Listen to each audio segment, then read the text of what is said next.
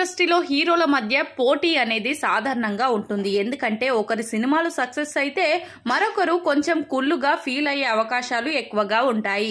అందువల్లే కొంతమంది హీరోలు ఒకరినొకరు శత్రువులుగా భావించుకుంటూ ముందుకెళ్తుంటే మరికొంతమంది హీరోలు మాత్రం ఎవరు సక్సెస్ కొట్టినా వాళ్ళు కొట్టినట్లుగా భావించి అందరినీ కలుపుకుంటూ ముందుకు వెళ్తూ ఉంటారు.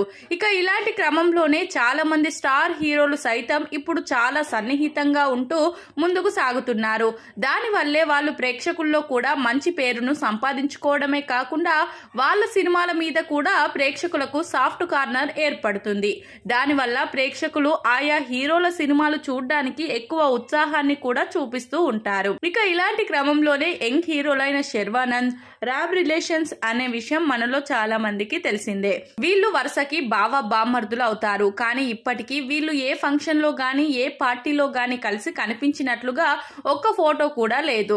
వీళ్ళ మధ్యలో ఏదో చిన్నపాటి గొడవైతే ఉంది. అందువల్లే వీరిద్దరు ఎప్పుడు ఎక్కడా కూడా కలిసి మనకు కనిపించరు అని కొంతమంది వీళ్ళ గురించి కొన్ని వార్తలను సోషల్ మీడియాలో వైరల్ చేస్తూ ఉంటారు.